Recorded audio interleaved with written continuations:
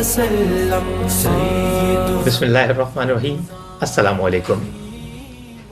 تیرے آنے سے تر و تازہ ہوئی خشک نبات، چمن دہر میں تجھ سے ہے بہاروں کو ثبات، مالک کوثر و تسنیم کرم کی برسات، ماں ہما تشن لبا نیم توئی آب حیات، لطف فرما کہ ز حد می گزرت تشن لبی، مرحبا سید مکی مدنی العربی۔ ربیع الاول کی ساعتوں میں محسن انسانیت صلی اللہ علیہ وسلم کی ولادت اور آپ کی آمد کے جشن کے سلسلے میں خصوصی سلسلہ بہار نور کے ساتھ آپ کا میزبان طارق بن آزاد حاضر خدمت ہے۔ اس سلسلے میں ہم رسول کریم صلی اللہ علیہ وسلم کی سیرت سے براہ راست اکتساب فیض کرنے والے ان مقدس ہستیوں کا ذکر کریں گے کہ جنہیں بارگاہ رب العزت سے رضا اور خوشنودی کا پروانہ عطا ہوا۔ صحابہ کرام علیہم الرضوان، ان کے تذکار کی وساطت سے ہم سیرت النبی صلی اللہ علیہ وسلم کا تذکرہ کریں گے، کیونکہ سیرت النبی صلی اللہ علیہ وسلم کی جامعیت کا پرتو ہمیں صحابہ کرام رضی اللہ تعالیٰ عنہم کی زندگی میں نظر آتا ہے۔ اور اس خوبصورت تذکرے کے لیے ہمارے ساتھ رونق افروز ہیں اپنے آباء و اجداد کی روحانی اور علمی وراثت کے امین، دربار عالیہ محمدیہ عیدگاہ شریف کے سجادہ نشین جناب حسان حسیب الرحمان صاحب، عالمی سطح پر رسول کریم صلی اللہ علیہ وسلم کے عشق کی شمع کو روشن کیے ہوئے ادب رسالت، عشق رسالت اور تعلیمات نبوی صلی اللہ علیہ وسلم کو عام کرنے کے لیے کوشاں رہتے ہیں، اور اس نشست میں اسی طرح اسی اسلوب سے رسول کریم صلی اللہ علیہ وسلم کی سیرت کا تذکرہ کریں گے۔ السلام علیکم۔ وعلیکم السلام۔ اس خوبصورت ذکر کا ہم آغاز کر رہے ہیں تو رسول کریم صلی اللہ علیہ وسلم کا جب نام نامی لیا جاتا ہے، ان کی مائیت میں شخصیت کا ذکر کیا جاتا ہے، تو سب سے پہلے حضرت صدیق اکبر رضی اللہ تعالیٰ عنہ کا نام نامی آتا ہے۔ تو وہ جو رفاقت ہے رسول کریم صلی اللہ علیہ وسلم کے ساتھ حضرت ابوبکر صدیق رضی اللہ عنہ کی، اس رفاقت کے بارے میں کچھ بتائیے کہ اس کا جسے کہیے کہ وہ کس طرح ان کی زندگی پہ محیط ہے اور وہ کہاں سے کہاں تک پھیلی ہوئی ہے۔ بسم اللہ الرحمن الرحیم۔ الصلاۃ والسلام علیک یا رسول اللہ، الصلاۃ والسلام علیک یا حبیب اللہ۔ جزاک اللہ حضرت۔ سب سے پہلے میں آپ کی وساطت سے، اس پروگرام کی وساطت سے پوری دنیا میں جہاں بھی سنا جا رہا ہے دیکھنے والے تمام عاشقان رسول کو میلاد النبی صلی اللہ علیہ وآلہ وسلم کے اس مبارک مہینے کی مبارکباد پیش کرتا ہوں۔ اور جہاں جہاں سنا جا رہا ہے، یقیناً اس مہینے کا چاند رسول اللہ صلی اللہ علیہ وآلہ وسلم سے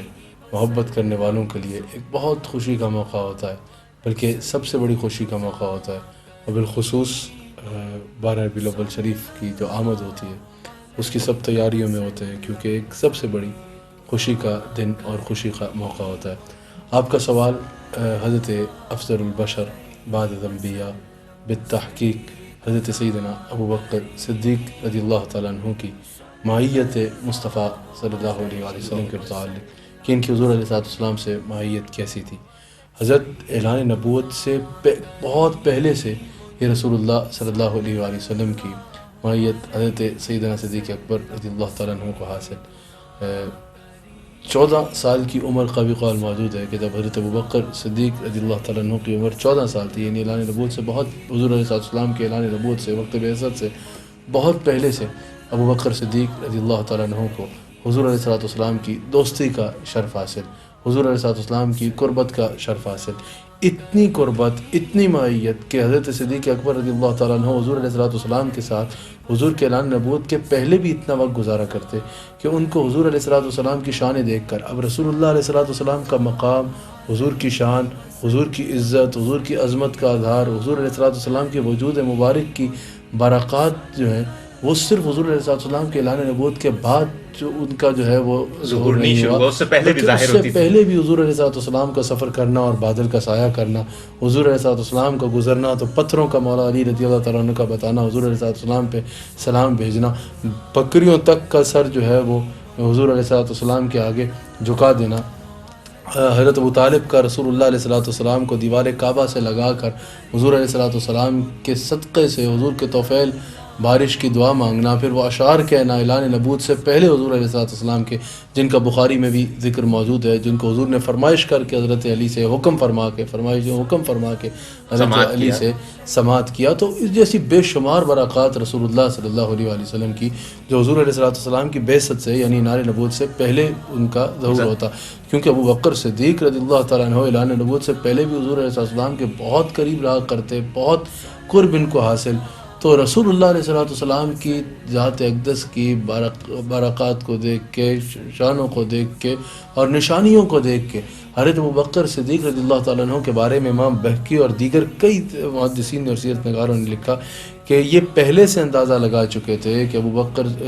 صدیق پہلے سے اندازہ لگا چکے تھے کہ یہی وہ نبی آخر الزمان صلی اللہ علیہ وآلہ وسلم ہیں کہ جن کی پہلے انبیاء بشارت دیتے آئے، جن کا ذکر تورات میں بھی، جن کا ذکر انجیل میں بھی، جن کا ذکر تاریخ میں پہلے تمام انبیاء رتب اللسان رہے. آج حضرت آدم علیہ السلام سے لے کر آج تک جن کا انتظار رہے اہل حق کو کہ وہ کب تشریف لائیں گے آخر النبیین صلی اللہ علیہ وسلم، یہی میرے دوست وہ ہیں کہ جنہوں نے، ان کو اندازہ ہو چکا تھا یہ اعلان نبوت فرمائیں. اور یہی وجہ ہے کہ امام بہقی نقل فرماتے ہیں کہ جب رسول اللہ علیہ السلام نے اعلان نبوت فرمایا، بلا کسی تردد کے، بغیر کسی ثبوت کو مانگے، بغیر کسی دلیل کو مانگے، بغیر کوئی سوال کیے، بغیر معجزے کا تقاضا کیے، حضرت ابوبکر صدیق رضی اللہ تعالیٰ عنہ نے بلا تردد اور بغیر تاخیر کے اسلام جو قبول کیا. امام بہقی کہتے ہیں اس کی ایک وجہ یہ ہے کہ پہلے سے اندازہ لگا چکے تھے کہ رسول اللہ صلی اللہ علیہ وسلم ہی آخر النبیین ہیں جن کی بشارت دیتے ہیں. تو حضور کی یہ یہاں سے پتہ چل رہا ہے کہ پہلے سال، پھر اعلان نبوت سے پہلے بھی ساتھ، تو بعد میں تو بالکل ساتھ. حضرت ام المومنین عائشہ صدیقہ فرماتی ہیں کہ 40,000 دینار جن کے پاس پہلے دن سب حضور کی بارگاہ میں پیش کر دی، مال اکٹھے ہی نہ ہونے دیتے، سب حضور کی خدمت میں پیش کرتے، سفر میں ساتھ، غزوات میں ساتھ، ہجرت میں ساتھ، مکہ میں ساتھ، دارالارقم میں ساتھ، شیب ابی طالب میں ساتھ، حضور علیہ السلام کے ساتھ غار میں ساتھ، مدینہ منورہ میں ساتھ، مکہ کے تمام مراحل میں ساتھ، مدینہ منورہ میں تمام مراحل میں ساتھ، حضور کے تمام اسفار میں ساتھ. اتنی معیت کہ حضرت عائشہ صدیقہ سلام علیہا کہتی ہیں کہ صبح حضور کی بارگاہ میں حاضر ہو جاتے، رات آخری شخص ہوتے ابو بکر صدیق جو حضور کے پاس سے روانہ ہوتے جب حضور آرام کے لیے جاتے. اور ام المؤمنین کہتی ہیں سارا دن حضور کے پاس رہتے، صبح سے رات گئے تک، لیکن رات کو جو پتہ ہوتا فجر پہ پھر حضور کی بارگاہ میں حاضر ہو جانا ہے، لیکن رات کا وہ کچھ وقت جو آرام کے لیے گھر آتے حضور کی یاد میں اتنا ترسا کرتے جیسے کئی دن گزر گئے رسول اللہ علیہ السلام کو دیکھا نہیں کہ کب دوبارہ صبح اور میں جا کے رسول اللہ علیہ السلام کا چہرہ انور دیکھوں. ہر وقت حضور علیہ السلام کی معیت میں اعلان نبوت سے پہلے، بعد، غزوات، سفر، مسجد نبوی ہو، مدینہ منورہ کی گلیاں ہوں، کوئی بھی حضور علیہ السلام کا وقت دیکھیں ابو بکر صدیق آپ کو سیدنا رسول اللہ علیہ السلام کے ساتھ نظر آئیں گے. اور پھر آج بھی اگر کسی کو رفاقت دیکھنی ہو تو جا کے دیکھ لے مزار میں حضور علیہ السلام کے قریب ترین کون ہے. اب ساری وقت رفاقت کے بعد بھی اگر کوئی پوچھ رہا ہے تمہاری خواہش کیا ہے، حضور کی بارگاہ میں پوچھا جا رہا ہے کہ ابو بکر کیا چاہتے ہو، النظر الی وجہک یا رسول اللہ، یا رسول اللہ یہی چاہیے کہ آپ کا چہرہ اقدس ہو اور میری آنکھ ہو. پھر خواہش کے مزار بھی حضور کے دور نہ ہو، مزار بھی انہی کی حضور علیہ السلام کی بارگاہ میں عرض، اور وہ حضور کی بارگاہ سے اس کی اجازت ہوئی. اور پھر اس کے بعد بھی ترمذی میں حدیث موجود ہے جس کو امام اہل سنت امام احمد رضا بیان فرماتے ہیں کہ رسول اللہ علیہ السلام ارشاد فرماتے ہیں کہ قیامت کے دن بھی ابو بکر میرے ساتھ میدان محشر میں آئے گا. اعلیٰ حضرت فرماتے ہیں کہ قیامت کے دن بھی حضور کے ساتھ ان کی ایسی رفاقت ہوگی کہ دست بدستے حضور آئیں گے، حضور کا ہاتھ تھامے میدان محشر میں آئیں گے. یہ میدان محشر ہوا، پھر حوض کوثر میں بھی حضور کے پاس ہوں گے. اور پھر حضور علیہ السلام ارشاد فرماتے ہیں جنت میں ہر نبی کا کوئی نہ کوئی رفیق ہوگا، میرا رفیق ابو بکر ہوگا. تو یہ تو رفاقت ہی رفاقت. کیا بات ہے. آپ نے بہت خوبصورتی سے تذکرہ کیا کہ رسول اکرم صلی اللہ علیہ وسلم سے ملاقات اعلان نبوت سے قبل جب ہوئی اور اس کے بعد یہ رفاقت محیط ہے، اس طرح کے قیامت میں اور پھر جنت میں بھی آپ کو ان کو ساتھ میسر ہوگا. تو جب اتنی قربت ہوتی ہے کسی شخصیت کے بارے میں، کسی کی سیرت کے بارے میں کچھ جاننا ہوتا ہے تو اس کے سب سے قریبی ساتھی سے اس کے بارے میں دریافت کیا جاتا ہے. تو حضرت ابوبکر صدیق رضی اللہ تعالیٰ عنہ کی نظر سے اگر ہم سیرت مصطفیٰ صلی اللہ علیہ وسلم کا تذکرہ کریں تو اس کے بارے میں ارشاد فرمائیے. سبحان اللہ. سیرت النبی صلی اللہ علیہ وسلم تو قبلہ اتنا روشن چراغ تو کہنا بہت چھوٹا لفظ ہے. اللہ نے جس کو سراج منیر کہا، اللہ نے ان کو سورج کہا، چمکتا ہوا سورج کہا. تو یہ تو کافروں سے بھی کوئی اگر اس وقت پوچھتا حضور کے اعلان نبوت سے پہلے دور جاہلیت میں بھی اگر کفار سے بھی دیکھا جائے تو وہ حضور علیہ السلام کو صادق اور امین کہتے تھے. تو وہ بھی حضور علیہ السلام کے متعلق کوئی ہلکی بات نہیں کر سکتے اگر سچ بولیں تو. ویسے تنقید ویسے بات تو الگ، اگر سچ بولنے پائے تو وہ بھی حضور علیہ السلام کے جب رسول اللہ نے خلاف کردار ذات پیش کیا اقدس تھا کے ہاں تو کوئی خلاف نہیں بول سکا. بتاؤ اگر میں نے کبھی اپنا جب کردار کے بارے میں پوچھا تو سب نے کوئی صفا پہ کیا کہا، آپ صادق اور امین ہیں. جب ان کی نظروں میں ایسے ہیں تو ابوبکر صدیق کی نظر میں کیا ہوگا. حضرت اپنے دور دور سے لوگ بس جس نے 10 منٹ اسکرین ٹائم پہ آپ کو دیکھنا ہے یا 1 آور اجتماع میں آپ کو دیکھنا ہے یا کہیں چلتے پھرتے آپ کو ایک حصہ دیکھنا ہے زندگی کا جو آپ دکھانا چاہتے ہیں وہ دیکھنا ہے، وہ آپ کی تعریفیں کر رہا ہے، یہ بڑی بات نہیں ہے. اصل یہ ہے کہ جو ہر وقت آپ کے ساتھ ہے، ہر وقت آپ کے قریب ہے، جس کے آگے آپ کل خطاب کی طرح ہر وقت آپ کی معیت میں، وہ آپ کے بارے میں جو جانتا ہوگا نا. اب حضرت صدیق اکبر رضی اللہ، اب رسول اللہ علیہ السلام کی ذات اقدس قبلہ یوں ہے کہ ویسے یہ ہوتا ہے کہ جو آپ سے جتنا دور ہوتا ہے اتنا آپ سے متاثر ہوتا ہے. قریب والوں کو تو سارے پتہ ہوتا ہے. آقا علیہ السلام کی ذات اتنی کامل و اکمل ذات ہے، جو جتنا قریب ہے وہ اتنا مداح ہے، جو جتنا قریب ہے وہ اتنا جانثار ہے، جو جتنا قریب ہے وہ اتنا شانوں کا معترف ہے، جو جتنا قریب ہے وہ اتنا کردار کا معترف ہے. دنیا میں معاملہ الگ ہے، جو مجھے 10 منٹس کے لیے دیکھ رہا ہے وہ میرا زیادہ فین ہوگا، جو مجھے 1 گھنٹے کے لیے دیکھ رہا ہے، جو مجھے ایک اسپیسیفک ٹائم کے لیے دیکھ رہا ہے، اس میں جس میں اس کو وہی دکھانا چاہ رہا ہوں اپنا آپ جو میں دکھانا چاہ رہا ہوں، وہ میرا کیوں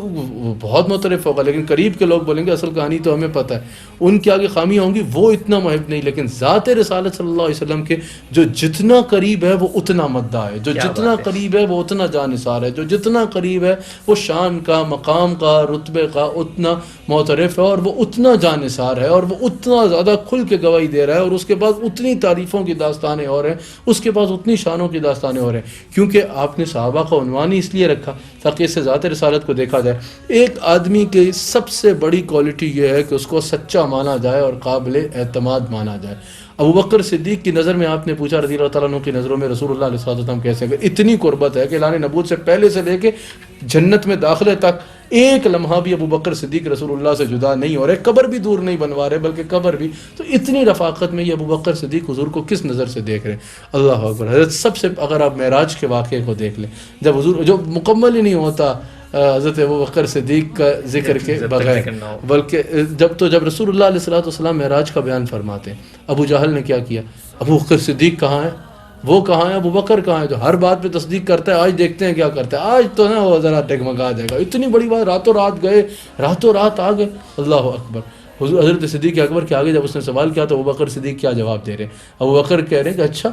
کہا کوئی کر سکتا ہے ایسا، کوئی کسی کے لیے ایسا ہوتا ہے کہ نہیں، کوئی کہے تو ممکن نہیں ہے. تو ابو بکر کو فوراً ابو جہل کیا کہتا ہے ابو بکر صدیق رضی اللہ تعالیٰ عنہ کو، ابو جہل کہتا ہے جن کی ہر بات کی تم تصدیق کرتے ہو نا، سب سے پہلے انہوں نے یہ دعویٰ کیا. میں کہا اگر انہوں نے کہا ہے نا تو انہوں نے سچ کہا ہوگا. تم اتنے میں پریشان ہو گئے تھے کہ ابو بکر یہ مانتا ہے ان کی بات یا نہیں مانتا، اگر وہ اس سے بڑھ کے بھی کچھ کہتے تو میں مان لیتا. یہ ثابت کر رہا ہے کہ ابو بکر صدیق اپنی ساری زندگی کا نچوڑ آج اس سوال کا جواب میں بیان کر رہا ہے کہ مجھے اس پر اتنا اعتماد ہے، مجھے اس کے سچے ہونے پر اتنا اعتماد ہے، مجھے اس کے جھوٹا نہ ہونے پر اتنا اعتماد ہے، مجھے اس کے کردار پر اتنا اعتماد ہے، مجھے اس کی زبان پر پوری زندگی کے تجربے سے یہ اعتماد ہے کہ اگر وہ یہ بھی کہہ رہا ہے تو مانوں گا، اور اس سے بڑھ کے بھی کچھ کہہ رہا ہے تو بغیر اس سے پوچھے، بغیر دلیل مانگے، بغیر ثبوت مانے میں اس کی بات کو ماننے کو، ان کی بات کو، ان کے ارشادات کو ماننے کو تیار ہوں گا. پھر حضرت کوئی کسی پر جان دینے کو تیار نہیں ہوتا. قریبی لوگ جو ہیں وہ تو بڑا اس معاملے میں خیال کرتے ہیں کہ جو قریب ہے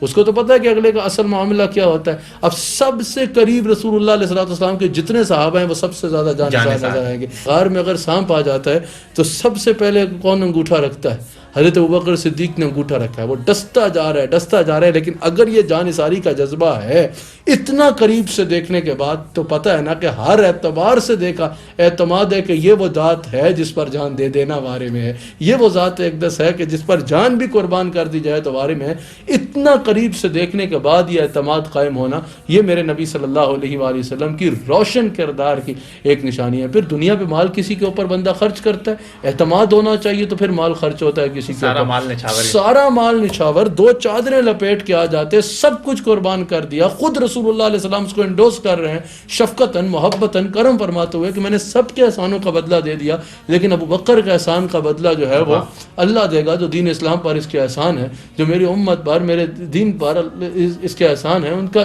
صلہ جو ہے وہ اللہ دے گا. تو اس کا مطلب ابو بکر سارا مال قربان کر رہے ہیں. تو ابو بکر کو سب سے زیادہ اعتماد ہے کہ یہ وہ ذات ہے، اتنا قریب سے دیکھنے کے بعد بھی فرما رہے ہیں کہ سب کچھ بھی اگر ان پر نچھاور کر دیا جائے تو ان کا حق ادا نہیں ہو سکتا. تو رسول اللہ علیہ السلام کی سیرت اتنی چمکتا ہوا سورج ہے کہ جو جتنا قریب سے دیکھے گا وہ اتنا مدعا ہو جائے گا. اور جتنا، اور پھر حضرت دیکھیے ایک بات، اتنا قریب رہنے والی ذات حضرت صدیق اکبر کے بھی یہاں دونوں ہاتھوں کا سلام اگر امت نہ پیش کرے تو یہ خود پر امت زیادتی کر رہی ہوگی. وہ بڑا بخیل آدمی ہوگا جو ابو بکر کو اس بات پر سلام نہ پیش کرے. حضرت کوئی 1 سال کسی کے ساتھ رہنا بہت دور کی بات ہے، 24 گھنٹے کوئی کسی کے ساتھ رہے اور مجھے کر کے دکھا دے کہ اس کے مزاج کے خلاف کوئی بات نہ ہو. اتنا عرصہ، 14 سال کی عمر تھی ابو بکر صدیق کی جب سے حضور سے دوستی ہے، حضور کے ساتھ ہیں. اور پھر حضور علیہ السلام کی ظاہری حیات طیبہ جتنی حضرت ابو بکر صدیق اعلان نبوت کے بعد تو مستقل حضور علیہ السلام کے ساتھ ہیں. لیکن محدثین نے کہا کہ کچھ تاریخ کا طالب علم یہ چیلنج قبول کر کے دکھا دے کہ ایک لمحہ بھی حضور حضرت ابو بکر سے خفا ہوئے ہوں. حضرت ابو بکر کی زندگی میں ایک لمحہ بھی ایسا نہیں آیا کہ وہ رسول اللہ علیہ السلام کی رضا سے دور ہوئے ہوں یا حضور علیہ السلام ان سے خفا ہوئے ہوں، یا ایک لمحہ بھی کوئی ان کی بات حضور علیہ السلام کے مزاج پہ گراں گزری ہو. اسی لیے ان کو ہم شناس مزاج مصطفیٰ کہا جاتا ہے کہ ابو بکر صدیق مزاج مصطفیٰ کو سمجھنے میں سب سے آگے ہے اور پھر اس پہ پورا اترنے میں سب سے آگے ہے. پھر اپنے آپ کو اپنے آقا کے مزاج پر قربان کر دینا، فنا فی الرسول ہونے میں ابو بکر اتنا آگے ہے کہ ابو بکر نے زندگی کا ہر لمحہ ایک مدعا بنایا اپنا کہ آخری وقت میں یہ کہا جا سکے ابو بکر وہ خوش نصیب ہے کہ ایک لمحہ بھی رسول اللہ علیہ السلام کے مزاج سے ہٹ کے نہیں گزارا. اللہ نے ابو بکر کو اس میں کامیاب کیا. واہ واہ، آپ نے جس محبت سے یہ تذکرہ کیا اور واقعتاً کہ رسول اکرم صلی اللہ علیہ وسلم کے مزاج آشنا ہونے کے اعتبار سے جس طرح آپ نے زندگی بسر کی کہ قربت تھی، اس قربت سے انہوں نے کثرت سے اس سیرت سے اکتساب کیا جو اسوہ حسنہ ہے. اس سیرت کا تسلسل پھر آپ کے دور خلافت میں کس طرح نظر آتا ہے کہ یہ سیرت سے جو آپ اکتساب کر رہے ہیں، مزاج رسول آپ اس قدر آشنا ہے کہ ہر زندگی کا لمحہ اس کے مطابق گزر رہا ہے، تو جب منصب خلافت سنبھالا تو اس میں یہ کس طرح ہمیں جلوہ گر نظر آتا ہے؟ خلیفہ بلا فصل افضل البشر بعد الانبیاء ابو بکر صدیق رضی اللہ تعالیٰ عنہ حضرت فنا فی الرسول کی منزل پر ہر اعتبار سے فائز ہے. امیر المومنین بن رہے ہیں، خلیفہ بن رہے ہیں. جب بندہ حاکم ہوتا ہے نا، بیٹھتا ہے، سب سے پہلے کیا کہتا ہے؟ میری بات ماننی ہے،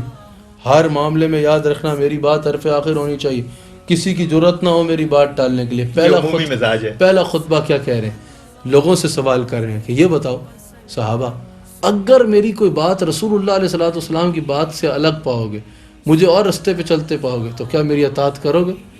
حضرت خالد بن ولید اور سب صحابہ کیا کہہ رہے ہیں؟ بالکل بھی نہیں، کوئی اطاعت نہیں اگر رسول اللہ علیہ السلام کے رستے سے ہٹ کے. کہہ رہے ہیں الحمدللہ الحمدللہ. پھر اگر آگے دیکھیں حضرت سیدنا صدیق اکبر رضی اللہ تعالیٰ عنہ کا ہر بات، میں نے کہا نا حضور علیہ السلام کی بات کے تابع نقل آتی ہے. زکوٰۃ کا مسئلہ ہے تو کہا کہ چھوٹا کمپرومائز، بڑا کمپرومائز تو چھوڑو، اگر کوئی رسی جتنی زکوٰۃ بھی دیتا تھا جو عہد رسالت میں، ابو بکر اگر اس وقت وہ زکوٰۃ نہیں دے گا، لائق ہے دینے کے، نہیں دے گا اتنی زکوٰۃ، تو میں اس سے جنگ کروں گا. یعنی ان کے سارا معاملہ، ہر بات اس بات پر نظر آتی ہے کہ رسول اللہ صلی اللہ علیہ وآلہ وسلم کی اتباع اور رسول اللہ علیہ السلام کی سیرت طیبہ کو اپنی زندگی میں اپنانا. اور ابو بکر صدیق رضی اللہ تعالیٰ عنہ یقیناً اس میں کما حق کو کامیاب ہوئے. بہت شکریہ، بہت شکریہ. آپ نے جس خوبصورت انداز میں اس مختصر سے دورانیے میں سیرت مصطفیٰ صلی اللہ علیہ وسلم کا ذکر کیا اور وہ سیرت جو حضرت ابو بکر صدیق رضی اللہ تعالیٰ عنہ کی حیات طیبہ سے ہمیں ملتی ہے، اس کا ذکر کیا. بہت شکریہ. آپ کی گفتگو پر مجھے علامہ اقبال کے کچھ اشعار یاد آ گئے جو خلاصہ کرتے ہیں. علامہ اقبال نے ایک فارسی کلام لکھا، اس کے آغاز میں وہ لکھتے ہیں کہ من شب صدیق را دیدم بخواب، گل زراہ خاک او چیدم بخواب، کہ میں نے ایک شب صدیق اکبر رضی اللہ تعالیٰ عنہ کو خواب میں زیارت کی، میرا نصیب جاگا کہ میں نے انہیں دیکھا اور ان کے رستے سے میں نے کچھ گل چنے، کچھ پھول چنے، اور امن الناس بر مولائے ماں، کلیم اول سینہ ماں، اور ہمت او کشت ملت راچو ابر، جیسا کہ حضرت نے ذکر کیا کہ جب فتنے تھے، انتشار تھا، تو اس وقت ان کی ہمت نے اس انتشار کو ختم کیا. ہمت او کشت ملت راچو ابر، ثانیے اسلام و یارو بدر و قبر، کہ اسلام میں بھی وہ لانے میں رسول اللہ کے اعلان کے بعد دوسرے نمبر پہ ان کا نام آتا ہے. ثانی اسنین بھی ان کو کہا گیا کہ غار میں جو دوسرا ہے وہ ان کی ذات ہے، اور پھر غار میں یعنی کہ آپ ساتھ ہیں، اور مزار میں بھی آپ ساتھ ہیں. انشاءاللہ بہار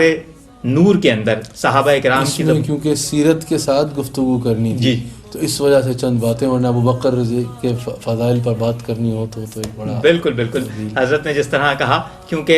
ربیع الاول کا موقع ہے اور ہم ان آئینوں کا تذکرہ کر رہے ہیں کہ جس میں مہتاب نبوت، آفتاب نبوت کی کرنیں منعکس ہو رہی ہیں، اس لیے اس تذکرے کو مختصر رکھا گیا، ورنہ یقیناً فضائل کے باب میں اگر گفتگو کی جائے تو ایسی بہت ساری نشستیں درکار ہوں گی. انشاءاللہ آئندہ نشستوں میں مزید صحابہ کرام کے تذکرے کے ساتھ حاضر ہوں گے کہ جن کی وساطت سے، جن کی زندگی سے، جن کی سیرت سے ہم اسوہ حسنہ صلی اللہ علیہ وآلہ وسلم کا ذکر آپ کے سامنے پیش کریں گے. السلام علیکم.